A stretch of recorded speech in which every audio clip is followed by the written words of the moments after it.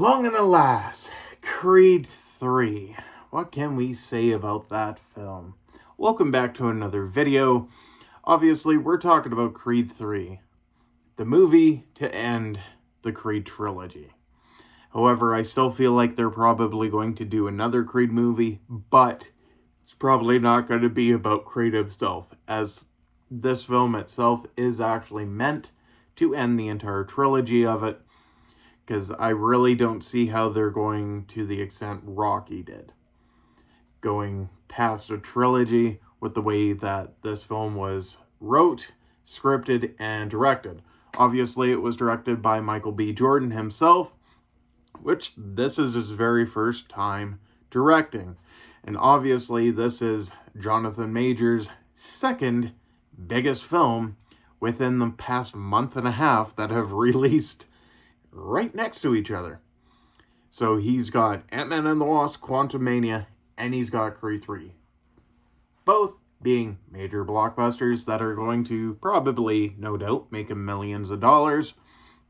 Came out pretty much right next to each other. So, Jonathan Majors in this film, I can't say a whole lot of negative things about it, because actually his character is well written, well fleshed out, and you can understand by his perspective the events of everything that happened as to why he's upset. And then you can understand from Creed's perspective what everything went wrong. And as for his comments when he wanted to, and this is Michael B. Jordan saying he wanted to make it as anime as possible. Well, they did that and they went the extra mile, because you can pick up on different things from different anime throughout the entire film that you're like, oh, I remember this being a scene from so-and-so. And you can tell overall he's an anime fan with the way that he had the film directed and the entire direction of the film, the way that it was going, the way that it was written. A lot of it has shades of different things. It's well written. It blends a lot of things together correctly. However, there is one particular scene towards the end of the movie. This isn't going to spoil anything for anyone, but this is just my gripe. Whoever thought spraying champagne bottles on a camera, I just want to say, what a horrible idea to keep that footage and leave it in the final product when you can see your camera just absolutely having a panic attack because it's getting wet. Now, that's one particular scene in the film that's near the very end of the film that has nothing really important going on, but they still got their camera wet on film and still kept the footage in the film of the camera like completely having a panic attack from being wet. So that I can understand.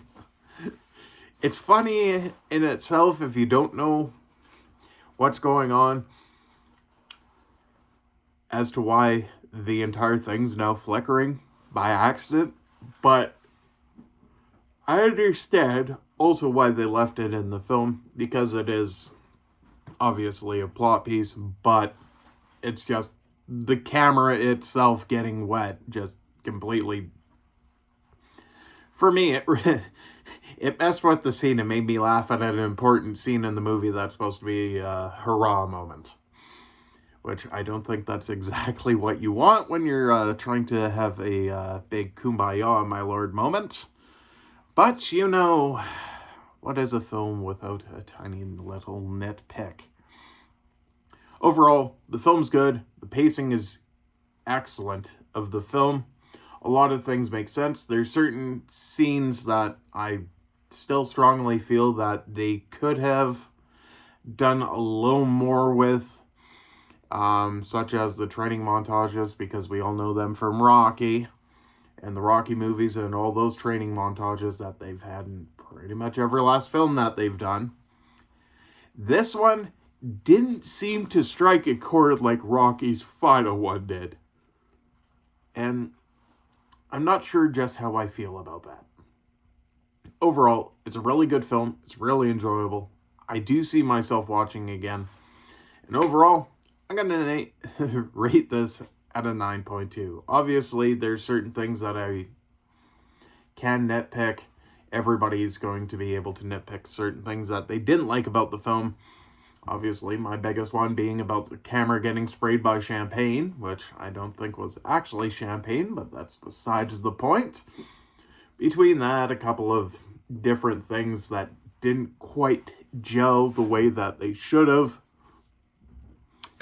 Overall, once again, I'm not a movie director. I'm just a guy on the internet critiquing a movie because he can. And he's bored. But anyways, if you're watching this, first things first, I just want to say this is going to be uploaded to Rumble first, then YouTube. Ant-Man and the Wasp: Quantumania will be up on YouTube first, and then Rumble second. So I'm going to try and do these videos kind of staggered so that one's before the other and vice versa, so that they're not crossing over at the same time, both getting released at the exact same time. Because I know I did that last time, and I'm like, you know what? I'd rather just stagger these videos. But anyways, I hope you're having a fantastic 2023, and if you're not, I hope it gets better for you sooner rather than later. Peace out, and I shall see you all in the next video.